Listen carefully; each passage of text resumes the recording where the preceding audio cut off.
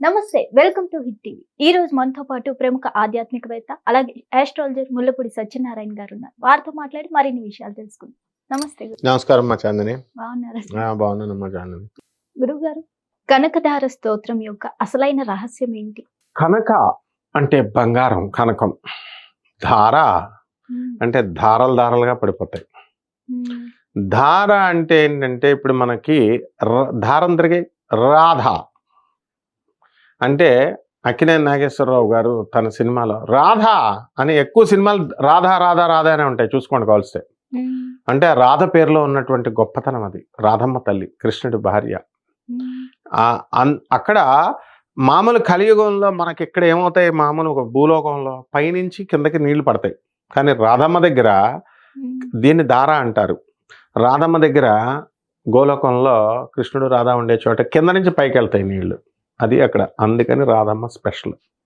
ఇక కనక ధార అంటే ఏంటి, పైనుంచి కింద పడతాయి. ఎలా, ఎవరు వేశారు? లక్ష్మీదేవి వేసింది. ఎవరికి వేసింది? ఒక పేద ఆవిడైనటువంటి ముసలావిడికి వేసింది, భక్తురాలికి. రికమెండేషన్ ఉండాలి కదా, మరి ఎవరికి పడితే వాళ్ళకి వేసేస్తుందా లక్ష్మీదేవి? మనకేమంటే ఒకటి కూడా ఇది. మరి ఇక్కడ రికమెండేషన్ చేసింది ఎవరు? జగద్గురు అయినటువంటి ఆదిశంకరాచార్యులు వారు రికమెండ్ చేశారు. ఈ జగద్గురు అయినటువంటి ఆదిశంకరాచార్యుల వయసు అంతప్పుడు 6 సంవత్సరాలు, చిన్న పిల్లగాడు రికమెండేషన్ చేస్తే లక్ష్మీదేవి ఉసిరికాయలు, బంగారపు ఉసిరికాయలు వేసేసింది. ఇదేమిటి హిస్టరీ అంటే, కాలడి అనే గ్రామంలో పుట్టినటువంటి జగద్గురు అయినటువంటి ఆదిశంకరాచార్యులు వారు వాళ్ళ ఊరిలో ఇప్పుడు కూడా ఉన్నాయి ఆ ఉసిరికాయలు. ఒక భిక్షాటన తీసుకొని భిక్ష కోసం డైలీ వెళ్తాడు. వెళ్ళినప్పుడు ఒక పేద స్త్రీ, ముసలావిడ, ఆమె ఏం చేస్తుంది, ఆమెకి అసలు డబ్బులు లేవు, నిరుపేద. ఉసిరికాయ ఒకటి పెట్టుకుంది శివలింగానికి. ఆ రోజు నైవేద్యం ఇదే ఉంది, నా దగ్గర ఏం లేదు స్వామి అని. అదే లంచ్కి, మధ్యాహ్నం లంచ్కి తినాలి అది. తాను తిందామనుకుని ఆ ఉసిరికాయ ఉంచుకుంది. ఈ పిల్లగాడు వచ్చాడు, జగద్గురు ఆదిశంకరాచార్య. భిక్షాం దేహి మాత అని అడిగాడు. పాపం ఈ సన్యాసి చిన్న కుర్రాడికి కనుక మనం వేయకపోతే వీడు మధ్యాహ్నం అంతా కూడా పస్తుతో ఉండాలి. ఇప్పుడున్న సాధువుల్లా కాదు, పంచభక్ష పరమాన్నాలు మన వాళ్ళంతా తింటారు ఆశ్రమాలు పెట్టుకొని, అలా కాదు పాపం. ఆయన భిక్షాటన చేస్తాడు. ఒక ఇంటికి వస్తాడు, నువ్వు ఇవ్వకపోతే రెండో ఇంట్లో ఇంక అడగడు. ఆ రోజు పస్తుతో ఉండిపోవాలి. ఇటువంటి హారబుల్గా ఉన్నటువంటి స్ట్రిక్ట్ రూల్స్ పాటిస్తాడు. కాబట్టి ఈ శంకరాచార్యకి వేసేయాలని చెప్పి ఆ ఉసిరికాయ తీసుకొచ్చి ఈయనకి భిక్ష కింద వేస్తుంది. అప్పుడు శంకరాచార్య, ఏమిటిది, ఇన్ని బియ్యం వేస్తారు ఎవరైనా, ఎన్నో 2-3 కాయలన్నా ఇవ్వాలి, ఒకటేసిందేంటి అని చెప్పి ఇలా దివ్య దృష్టితో చూస్తాడు. అలా చూడగానే ఆమె పేదరికం ఇదంతా కనబడింది. అప్పుడు లక్ష్మీదేవిని, అమ్మా లక్ష్మి, భో లక్ష్మి, భో లక్ష్మి ఇచ్చేయమ్మా అని అడుగుతాడు, ఆజ్ఞాపిస్తాడు లక్ష్మీదేవిని ఇచ్చేయమని. లక్ష్మీదేవి ఏం చేస్తుంది, నాయన ఆదిశంకర, ఈమె అకౌంట్లో బ్యాంక్ అకౌంట్ ఖాళీగా ఉంది, ఈమె సకల పాపాలు చేసేసింది, ఇప్పుడున్న కలియుగంలో మనందరం చేసేసినట్టు. సో పుణ్యం బ్యాలెన్స్ లేదు నాయన, అందుకని ఇవ్వడానికి కుదరదు అంటది. అంటే ఇక్కడ మనము బ్యాంకుకి వెళ్తాం, మనం ముందు నుంచి డబ్బులు దాచుకుంటేనే కదా, 1 లక్ష రూపాయలు దాచుకున్నాం అనుకో, ఓ 10,000 మనం బ్యాంకు మన డబ్బులు మనం వెళ్ళి అడిగితే మేనేజర్ చూస్తాడు, క్యాషియర్ చూసి మేనేజర్ దగ్గర తీసుకెళ్తాడు, సంతకం పెడతాడు ఇవ్వని. ముందు ఈమె చెక్ చేస్తుంది, కంప్యూటర్లో చెక్ చేసి ఎస్ ఇవ్వచ్చు, బ్యాలెన్స్ ఉందంటుంది. అప్పుడు ఇస్తారు ఓ 10,000 మన డబ్బు మనకి ఇవ్వడానికి. అదే మనకి అసలు అకౌంట్లో 0 ఉందనుకో, అప్పుడు ఆమె ఇస్తుందా మనం అడిగితే? బ్యాంక్ మేనేజర్ ఇవ్వడు, క్యాషియర్ ఇవ్వదు. అలా అంటే బ్యాంక్ బ్యాలెన్స్ ఉండాలి, పుణ్యఫలం ఉండాలి. ఇక్కడ ఆదిశంకరుడు ఏం చేశాడు, ఇచ్చేయమ్మా నేను చూసుకుంటాను, ఈమె సకల పాపాలని నేను under the special discretion power of Jagadguru Adi Shankaracharya I dismiss all her bad karmic effects అంటాడు. అంటే విశేషాధికారాలు ఉంటాయి, ఎవడు ఇష్టం వచ్చినట్టు వాడు చేసేయచ్చు. తిరుమల తిరుపతి దేవస్థానంలో మనం వెళ్ళామనుకో, లైన్లో నుంచోరా అంటారు. అదే విఐపీలు వెళ్ళారనుకో, విఐపీ మినిస్టర్స్ అని భయమేసి వాళ్ళ లోన్లో తోస్తాడు. తర్వాత ఈ తోసిన వాళ్ళందరినీ వెంకటేశ్వర స్వామి అక్కడ పైన తర్వాత తోలు తీసేస్తాడులే. అసలు అంటే విశేషాధికారాలు ఉంటాయి కొంతమందికి. ఏంటి వెళ్ళంటారా బాబు అని. అలా గురువైనటువంటి జగద్గురువైనటువంటి నేను ఆమె కర్మని, బ్యాడ్ కర్మని రద్దు చేస్తున్నాను అంటాడు. రద్దు చేసేసాడు. అప్పుడు లక్ష్మీదేవికి ఆజ్ఞాపిస్తాడు. అసలు ఐశ్వర్యం ఎవరి చేతిలో ఉంటుంది? ఈశ్వరుడి చేతిలో ఉంటుంది. ఐశ్వర్యం ఈశ్వరాదిత్యత్ అన్నారు. ఆ ఈశ్వరుడి చేతిలో ఉన్నటువంటి ఐశ్వర్యము లక్ష్మీదేవి క్యాషియర్ మాత్రమే. శివుడు ఐశ్వర్యానికి అధిపతి. అందువలన ఆయన సైన్ చేస్తేనే లక్ష్మీదేవి ఇవ్వాలి. ఆయన సైన్ చేయకపోతే లక్ష్మీదేవి కూడా ఇవ్వడానికి క్యాషియర్ మాత్రమే లక్ష్మీదేవి. నాకు కూడా కోపం వచ్చేది చిన్నప్పుడు. ఏంటి మా లక్ష్మీదేవి నేను పూజ చేశాను, లక్ష్మీదేవి క్యాషియరా, ఈ శివుడేమో మేనేజరా అని కోపం వచ్చేది. వాళ్ళ ఇంకా కోపం రావడానికి మా గురువు గారు రాజమండ్రిలో పురాణపంట రాధాకృష్ణమూర్తి గారిని ఉంటారు, మన వాళ్ళందరికీ తెలుసు. ఆ సుందరాకాండ ఉషశ్రీ గారు చెప్పేవారు, ఆయన తమ్ముడు, పెద్ద తమ్ముడు. ఆయన ఏమనేవాడు, వాణి రమా సేవితాం అని. ఇప్పుడు లలితా సహస్ర బ్యాచ్ ఉంది. వాణి రమా సేవితాం అంటే లలితాదేవిని కూర్చోబెట్టి లక్ష్మీదేవి సరస్వతీదేవి ఇలా వింజామరలు ఇస్తూ సేవ చేస్తారు.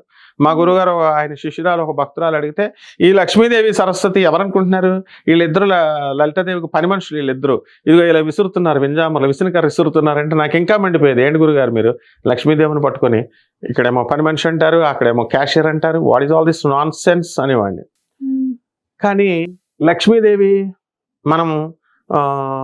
మనం రికమెండేషన్ చేసాం, మనం లక్ష్మీదేవిని పొగిడాం కదా తిట్టనివ్వకుండా. అందుకని లక్ష్మీదేవి మనల్ని అనుగ్రహించింది అనుకో, పర్వాలేదు. అయితే మనం కూడా లక్ష్మీదేవిని రికమెండేషన్ చేసుకోవాలి. మనం పార్టీ, మనకు డబ్బు కావాలంటే లక్ష్మీదేవిని కాకపట్టాలి, చదువు కావాలంటే సరస్వతి దేవిని కాకపట్టాలి. మా గురువు గారిని ఎదిరిస్తే గురుద్రోహం.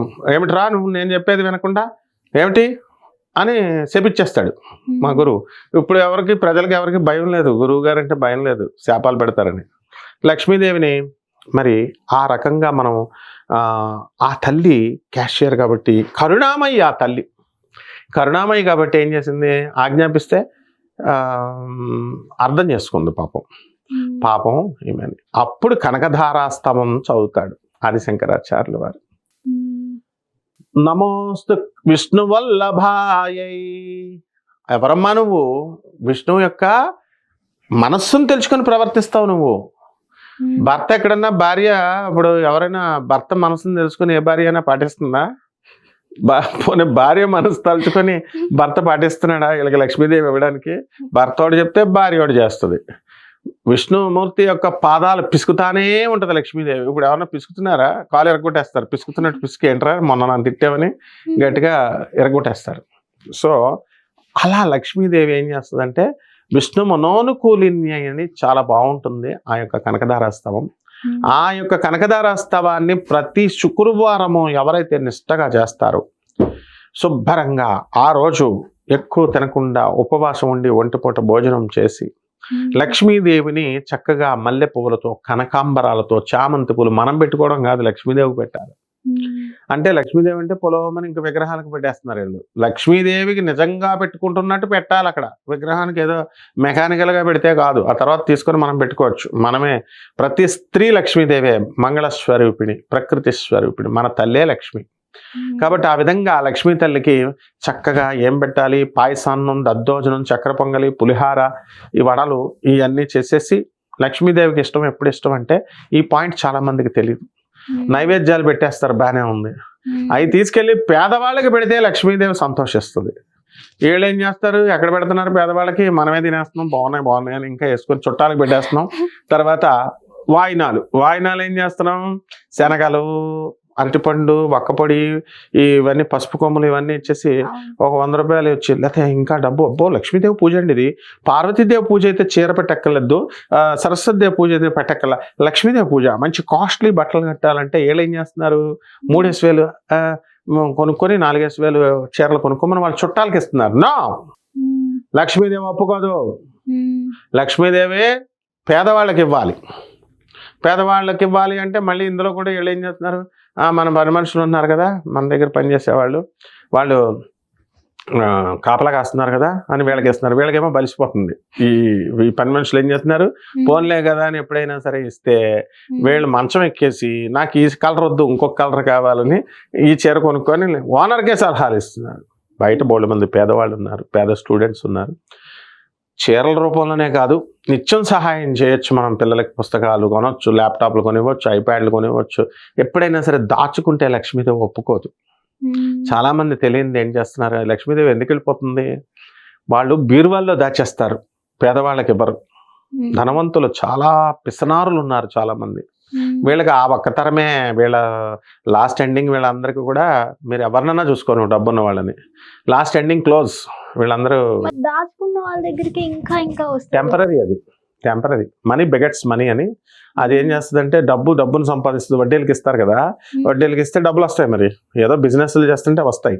ఇదని మురిసిపోతారు. లాస్ట్లో పెడుతుంది ఫిట్టింగ్, పక్షవాతం. అండ్ విజయ్ మాలవ్య తీసుకో, విజయ్ మాలవ్య అని బ్యాంకు లోన్లు దొబ్బేసి పారిపోయాడు, దేశం వదిలేసి లండన్లో ఉన్నాడు. ఏమైనా Vijay Mallya Kingfisher company owner, Kingfisher flights. అతనికంటే ఎగ్జాంపుల్ ఎవరైనా చెప్పాలా? అనిల్ అంబానీ ఎంత టాప్ రేంజ్లోకి వెళ్ళాడు. వీళ్ళంతా ఎవరినైనా తీసుకో, న్యూస్లు చూడు, కోట్లకు పడగెత్తినటువంటి వాళ్ళు ₹1,00,000 అప్పుల కోసం. మహానటి సావిత్రి పాపం, ఆవిడ దానాలు చేస్తుంది, నెక్స్ట్ జన్మలోకి వెళ్తుందిలే ఆమెకి. ఈ రకంగా ఈ సినిమా యాక్టర్లు అవనివ్వండి, ఇండస్ట్రియలిస్టులు అవనండి, డబ్బున్న వాళ్ళు ఎవరు కూడా దాచుకుంటే వీళ్ళ తరం అక్కడ వరకే, లేకపోతే సెకండ్ తరం అయినా శపించబడతారు. పేదవాళ్ళకి ఇవ్వాలి. ఎందుకనంటే ఎవరు కూడా పేదవాళ్ళకి సహాయం చేసినటువంటి వాళ్ళకి ఎప్పుడు కూడా లోటు లేదు. కనకదార స్తవం చదివినటువంటి వాళ్ళు, నేను ఎగ్జాంపుల్స్తో సహా చెప్తాను. సుధామూర్తి గారు, నారాయణమూర్తి గారి భార్య అయినటువంటి సుధామూర్తి గారు ఒక ఇన్ఫోసిస్ కంపెనీ ఓనర్.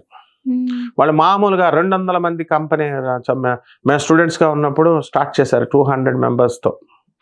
మరి అటువంటి సుధామూర్తి గారు నారచీరలు కడుతుంది, మెడలో ఒక బంగారం చైన్ కూడా వేసుకోదు. ఎగ్జాంపుల్స్ చెప్తున్నాను నేను. And she became the world princess.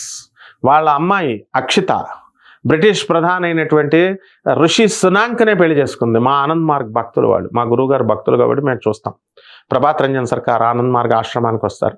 అలాగే పరమహంస యోగానందుల వారి భక్తులు, అలాగే రమణ మహర్షి భక్తులు. అలా వీళ్ళంతా డబ్బున్న వాళ్ళు, వీళ్ళు అన్నిట్లకి వెళ్తారు. అలాగే నీతు అంబానీ, ముఖేష్ అంబానీ, వీళ్ళు దాన ధర్మాలు ఎందుకు చేస్తారమ్మా? ప్రభాత్ రంజన్ సర్కార్ మన ఆనంద్ మార్గ్ ఆశ్రమానికి వస్తారు. పరమహంస యోగానందుల వారు, స్వామి వివేకానంద మిషన్, రామకృష్ణ పరమహంస, రమణ మహర్షి, ఇలాంటి జగద్గురువుల దగ్గర పెరుగుతారు వీళ్ళు. ఇక్కడ మన హైదరాబాద్ ఆశ్రమంలో మనకి సుశీల్ గోయంకా అని వస్తారు, అలాగే సీమా గోయంకా అని వస్తారు. మన గురుగారు ప్రభాత్ రంజన్ సర్కార్ ఆనందమూర్తి శిష్యులు. వీళ్ళంతా నేను నిత్యం చూస్తూ ఉంటాను, దాన ధర్మాలు ఏదో ఒకటి చేస్తానే ఉంటారు. టాటాలు, బిర్లాలు. అంటే అలా పిసనార్లు ఎవరు దాచేసుకుంటారు తెలుసా? ఇప్పుడు అశోక్ గజపతి రాజు గారు, వీళ్ళందరూ ఉన్నారు, మంచి రాయల్ ఫ్యామిలీస్ నుంచి వచ్చిన వాళ్ళు. మా తాతయ్య గారు కూడా ముల్లపూడి హరిశ్చంద్ర ప్రసాద్ గారు. ఇలా మా రాయల్ ఫ్యామిలీస్ నుంచి వచ్చిన వాళ్ళు, ఐపీఎస్లు, ఐఏఎస్లు, వాళ్ళు చేసిన వాళ్ళు, వీళ్ళంతా కూడా ధన సహాయం చేస్తూనే ఉంటారు పేదవాళ్ళకి. చేస్తేనే లక్ష్మి నిలబడుతుంది. అలా కాకుండా నడమంత్రపు సిరి అంటారు, మధ్యలో వస్తుంది చూడు, వీళ్ళకి బిల్డప్లు ఎక్కువ. షోప్ టెప్స్, ఇప్పుడు చైన్లు వేసుకుంటారు చూడు, వడ్డీ వ్యాపారం చేసేవాళ్ళు, ఉంగరాలు, చైన్లు. మా డీసీపీ సత్యనారాయణ గారు ఉండేవారు సిసిఎస్లో, ఆ చిన్న ఫోన్ పెట్టుకుంటారు. వీళ్ళంతా పెద్ద పెద్ద ఫోన్లు, వ్యాపారస్తులు, 3 4 2 వాట్ ఈస్ ఆల్ దిస్? అందువలన ఆర్భాటాలకు పనికొస్తుంది, కానీ అవన్నీ మిగలవన్నమాట. సో ఈ కనకదారాస్తవానికి చేసినటువంటి వాళ్ళు, ఇప్పుడు నేను చెప్పిన బ్యాచ్ అంతా కనకదారాస్తవం చదివారు కాబట్టి కుబేర్లు అయ్యారు. ఐ ఛాలెంజ్, ఎవరైతే కనకదారాస్తవం చదవకుండా ఉంటారో వాళ్ళు దురదృష్టవంతులు. వాళ్ళకి ఎవరైతే కనకదారాస్తవం చేసి విశేషంగా దాన ధర్మాలు చేయమని రాకపోతే నాకు ఫోన్ చేసి అడగమను, ఒక్క నెలలోనే వచ్చేస్తాయి. అంతేగాని వీడియోలు చూసి అబ్బా కనకదారాస్తవం బాగుంది, అబ్బా మనం చదువుదాం, అబ్బా వీళ్ళు చేశారు వాళ్ళు చేశారు కాదు. భక్తి డెడికేషన్తో చేయాలి, విత్ ప్రూఫ్స్ చెప్పమను. నేను చెప్పాను సో అండ్ సో పర్సన్స్ చేశారు అని. ఆర్జీ శ్రీవాత్సవ అనేటటువంటి ఒక ఐజీ కనకదారాస్తవాన్ని చేయలేదు, అతను సిబిఐలో చేశాడు. ప్రభాత్ రంజన్ సర్కార్ని, ఆనంద్ మార్గాన్ని ఆయన అప్పట్లో ఆయన వేధించాడు, గురుధిక్కారం చేశాడు. లెప్రసీ వచ్చింది, కనకదారాస్తవం సరిగ్గా చేయకపోతే కూడా లెప్రసీ వస్తుంది, గురుదోషణ ఇవన్నీ చేస్తే. సో అప్పుడు మళ్ళీ గురువు దాన్ని సరిచేసి అతను క్షమించమని కాళ్ళ మీద పడితే ఆయనకి లెప్రసీ తీసాడు. ఇప్పుడు ఆనంద్ నగర్లో ఉన్నాడు. ఆర్జీ శ్రీవాత్సవ కావాల్సి అందరూ ఎవరికైతే కావాలో CBI officer R G Srivastava, CBI అందరికీ తెలుసు. మరి ఇంత అథారిటేటివ్గా చెప్తున్నాను నేను. కాబట్టి మిగతా పంతులు గారిని చెప్పేవాళ్ళని, కనకదారాస్తవం గురించి చెప్పేవాళ్ళని ఎలా చెప్పమని చూద్దాం. ఏది ఆ సిబిఐనే ఛాలెంజ్ చేసి చెప్పమని. I'm challenging the CBI. R G Srivastava అతను ప్రభాత్ రంజన్ సర్కార్కి, అతని యొక్క మిషన్కి పైన ఉన్నటువంటి ప్రెషర్కి తల ఒగ్గి హాని చేశాడు. హాని చేసినందుకు గాను గురువు గారి యొక్క శాపంతో లెప్రసీ వచ్చింది. కావాల్సి వాళ్ళ ఇంటికి వెళ్ళి చూడమను. ఆ లెప్రసీ మళ్ళీ గురువు గారు కాళ్ళ మీద పడ్డారు ఈ సిబిఐ ఆఫీసర్స్ కొంతమంది, ఎప్పుడైతే అప్పుడు ఆ కాన్స్పిరసీలో ఉన్నారు. అటువంటి వాళ్ళందరినీ దయా బుద్ధితో ప్రభాత్ రంజన్ సర్కార్ క్షమించాడు. గూగుల్ చేసి చూసుకోవచ్చు అంతా. So this is the power of Kanakadhara Stavam. ఈ రకంగా అమ్మవారికి కుంకుమార్చన చేసుకోవచ్చు, పువ్వులు వేయొచ్చు, ఆ తర్వాత చక్కగా అరటిపళ్ళు, మామిడి పండు ఇవన్నీ నివేదన చేయొచ్చు. పాయసాన్నము, దద్దోజనం ఇవన్నీ పేదవాళ్ళకి పంచాలా. పేదవాళ్ళకి పంచినప్పుడు మాత్రమే మీకు వెళ్తుందమ్మా. తప్పకుండా అమ్మవారి యొక్క కరుణా కటాక్షాలతో ఎక్కడికో టాటా బిర్లాలా వెళ్ళిపోతారు. ఉండమ్మ బొట్టు పెడతా అని సినిమా వస్తుంది. అందులో చూడండి, ఆ ఉండమ్మ బొట్టు పెడతా ఆ సినిమా ట్రోలింగ్ చేసి చూసుకోండి, పోలిస్తే చూస్తే అందులో ఆ కోడలు ఏమని చెప్పొద్దు, లక్ష్మీదేవి వస్తుంది. వచ్చిన తర్వాత వెళ్ళిపోతానమ్మా, మీ వాళ్ళంతా దుర్మార్గులు అయిపోయారు, దాన ధర్మాలు చేయట్లేదని నేను చెప్పిన డైలాగులు అన్నీ అందులో ఉంటాయి. అంటే కోడలే మంచి ఆవిడ, హీరోయిన్. ఆవిడ ఏం చేస్తుంది, అయ్యో బయటకన్నా వెళ్ళిపోతే ఉండమ్మా, నువ్వు వెళ్ళిపోతే మా వాళ్ళంతా కుదరదు కదా, మరి పేదవాళ్ళు అయిపోతారంటే నేనేం చేయను, మీ వాళ్ళంతా కూడా ఇలా చేస్తున్నారంటే, అమ్మ నువ్వు మహాపతివ్రతవి, నీకు సుమంగళివి, నీకు బొట్టు పెట్టేదాకా నువ్వు వెళ్ళకూడదు, నేను నీకు బొట్టు పెడతాను అని చెప్పేసి వెళ్ళిపోయి ఏం చేస్తుంది, కోడలి బొట్టు వచ్చి పెడితే లక్ష్మీదేవి వెళ్ళిపోద్ది కాబట్టి వెళ్ళిపోయి నూతులు దూకేస్తుంది. నేను బొట్టు పెట్టేదాకా నువ్వు వెళ్ళకూడదు అన్న మాట తీసుకొని, మహాభక్తురాలు ఆమె. ఉండమ్మా బొట్టు పెడతా. అలాగే సినిమా చూడండి, కావాల్సిన నేను చెప్పింది చూడండి. అలాగే బిర్లా మందిర్స్ ఎందుకు అస్తమానం కడతా ఉంటారు, ఎప్పుడు బిర్లా వాళ్ళ ఇంట్లో ఏదో ఒక రిపేర్ చేస్తూ ఉంటారు. మాకు బిర్లాలంతా కూడా మా గురుగారి దగ్గరికి వచ్చి కాళ్ళ మీద పడతారు. టాటా బిర్లా, రతన్ టాటా, కుమార్ మంగళం బిర్లా, వీళ్ళంతా కూడా సుశీల్ గోయంక, సీమా గోయంక, నీతు అంబానీ, ముఖేష్ అంబానీ, మాకు తెలుసు, మన చిన్నతనం నుంచి చూస్తున్నాం. ఆ బిర్లా ఫ్యామిలీలో ఏంటంటే లక్ష్మీదేవి చెప్పిందంట వాళ్ళకి, ఏమని, ఎప్పుడు కన్స్ట్రక్షన్ ఆపకరా నాయన, ఏదో ఒక రిపేర్ వర్క్ చేస్తూ ఉండాలి. అలాగ చిన్న టైల్ అనే వేస్తాడు రిపేర్ అని తీసేసి. అలాగే ఏ రోజునైతే టైల్ ఆపడం మానేస్తారో వేయడం, లక్ష్మీదేవి వెళ్ళిపోద్ది. కాబట్టి ఇన్ని రూల్స్ ఉంటాయి. కాబట్టి వాళ్ళకంటే ఆ రూల్స్ పెట్టింది, మనకు పెట్టిన రూల్స్ ఏంటంటే లక్ష్మీదేవి రోజు నిత్య దానం చేయాలి. దానం ఎవరైతే ప్రతిరోజు చేస్తారో వాళ్ళు కనకదార స్తవం స్తోత్రాలు, ఉత్తుత్తిగా కనకదార స్తవాల స్తోత్రాలు చదివేసి మన డబ్బులు మాత్రం బీరువాలో పెట్టేసుకొని పేదవాళ్ళకి సాయం చేయకుండా, పంతులు గారికి దక్షిణ ఇవ్వకుండా, లక్ష్మీదేవి గుడికి రోజు వెళ్తున్నానండి అని రోజు వెళ్తూ, వినాయకుడు ఆ పంతులు గారి పల్లెల్లో రోజు ₹1 కూడా వేయడు. రోజు గుళ్ళకి వెళ్ళకూడదు. రోజు గుళ్ళకి వెళ్ళడం వల్ల పంతులు గారు లోకమైపోతాడు, లాస్ట్కి దేవుడే లోకమైపోతాడు. మేము వెళ్తున్నామండి ఈ గుడికి, నువ్వు వెళ్ళి ఏం పీకుతున్నావు, ఏం చేస్తున్నావు, రూపాయి దక్షిణ కూడా పంతులు గారికి వేయడు. డైలీ వెళ్ళేవాడు. టార్గెట్ ₹1 పెడితే బిల్డింగ్ కట్టేస్తాడు పంతులని. ఇంకేంటమ్మా ఇదంతా అంటే కనకదార స్తవం ఊరుకునే ఉత్తునే మనలో మనం చక్కగా చదివేసుకుని మన చుట్టాలకి ఇంచక్క చీర ఇప్పుడు మనం పెడితే అప్పుడు మనకు వాళ్ళు పెడతారని ఇలా డిస్ట్రిబ్యూషన్ పాలసీలో లక్ష్మీదేవి మనకంటే దేశముద్ర ఆమె. లక్ష్మీం క్షీర సముద్ర రాజతనయాం శ్రీరంగధామేశ్వరీం దాసీభూత సమస్త దేవ బనితాం లోకైక దీపాంకురాం శ్రీమన్మందకటాక్షలబ్ధ వివత్ బ్రహ్మేంద్ర గంగాధరాం త్వాం త్రైలోక్య కుటుంబినీం సరసిజాం వందే ముకుంద ప్రియాం. ముకుంద ప్రియురాలమే. మనం పిలిస్తే వస్తుంది అనమాట లక్ష్మీదేవి.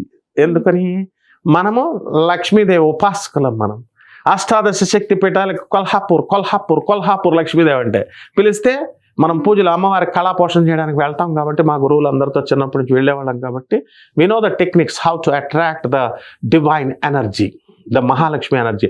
ఓం శ్రీం హ్రీం శ్రీం కమలే కమలాలయే ప్రసీద శ్రీం హ్రీం శ్రీం ఓం మహాలక్ష్మి నమ స్వాహ అని ఎర్ర కలవ పూలు వేసేసి హోమంలో ఎవరు, మా జగద్గురువులైనటువంటి ఇప్పుడున్నటువంటి జగద్గురువులు 36వ శంకరాచార్య, శృంగేరి మఠం పీఠాధిపతులైనటువంటి భారతీ తీర్థస్వాములు వారు మన ఆశ్రమం రాజమండ్రిలో ఉంది, శృంగేరి మఠం. అందులో మామిడి అన్న పేర్లు కూడా చెప్తున్నాను, జగద్గురువులే చేయించేవారు దగ్గరుండి. ఈ తామర పువ్వులతో హోమం చేస్తే జగద్గురువుల చేతులతో వేసేవారు. జగద్గురువులు పంతులు గారు ఉండేవారు, అక్కడ వాళ్ళు వేసేవారు. ఇప్పుడున్నటువంటి విధిశేఖరేంద్ర సరస్వతి భారతి గారు కూడా పాపం అందరికీ కరుణించి డబ్బులు ఇప్పించేస్తున్నారు, లక్ష్మీదేవి హోమాలు చేసేసి. పాపం ఆశ్రమం వాళ్ళకి ఆభం శుభం తెలియదు అనమాట, ఎవరైతే వాళ్ళకి ఇచ్చి పడేస్తారు. వాళ్ళే శంకరాచార్యులు. ఆ లక్ష్మి అనే ఆవిడ మామిడాన శాస్త్రిరావు గారు, వాళ్ళ అబ్బాయి ప్రొఫెసర్ ఎంఎస్ఆర్సి ఐఐటి మెడ్రాస్లో నా డివిజన్, ఎంఎస్ఆర్సి డివిజన్, నేను ఆయన శిష్యుడిని. ఇక్కడ శంకరాచార్యులు వారు భారతీ తీర్థస్వాములు వారు వచ్చి ఆ మంత్రాలు చదువుతుంటే వేసేసింది. కుబేర్లు అయిపోయారు వాళ్ళు. చిన్న కొడుకు అడ్వకేట్, అందరికీ తెలుసు. ఇప్పుడు కూడా శృంగేరి మఠాన్ని వాళ్ళే చూసేది. అంటే ఎక్కడున్నాడు శంకరాచార్య, ఎప్పుడో శంకరాచార్య 8వ శతాబ్దం 6వ శతాబ్దం శంకరాచార్య పుట్టాడా పుట్టలేదా, ఉన్నాడా లేదా, ఇవన్నీ అవసరం లేదు.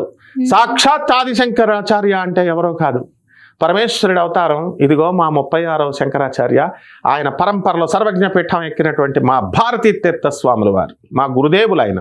కాబట్టి ఆయన ఎంతసేపు ఏం చెప్తారు? ధర్మం చేయి, ధర్మంగా ఉండు, ధర్మం నడుచుకో, అంతే.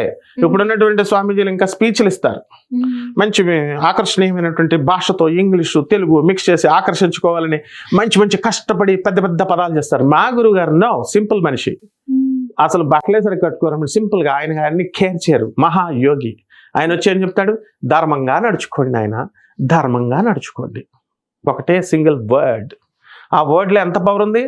లక్ష్మీదేవి వచ్చి ఆయన పూజలు చేస్తుంటే నేను చూశాను. లక్ష్మీదేవి వచ్చి ఇప్పుడు అందరూ చెప్పుకుంటున్నారుగా, నేను లక్ష్మీదేవిని చూశాను, నాకు లక్ష్మీదేవి కనబడింది, నాకు లక్ష్మీదేవి నాట్యమాడింది, నాకు లక్ష్మీదేవి వాట్సాప్లో మాట్లాడేస్తున్నాం, చాటింగ్లు చేసేసుకుంటున్నాం, వీళ్ళంతా సొల్లు చెప్తారు. కానీ మా గురువుగారికి రోజు లక్ష్మీదేవి దర్శనం అవుద్ది. కానీ ఆయన ఎప్పుడు ఎవరికి చెప్పరు, శిష్యులం మాకే తెలుసు. అందుకే ఆయన జగద్గురు, ఒకే ఒక జగద్గురు ఆయన ఒక్కడే, ఇంకెవరు లేరు. మళ్ళీ తదనంతరం ఆ పీఠం సర్వజ్ఞ పీఠం కాబట్టి ఆయనకి తదనంతరం మా విధుశేఖరేంద్ర భారతి గారు అవుతారు. ఇదమ్మా కనకదారాస్తవం. ఆ గురుదేవుల యొక్క ఆశీర్వాదం కావాలా, ఆదిశంకరుల ఆశీర్వాదం కావాలా.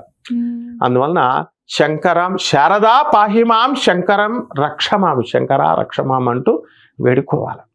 ధన్యవాదాలు గురువు గారు, చాలా చక్కగా వివరించారు.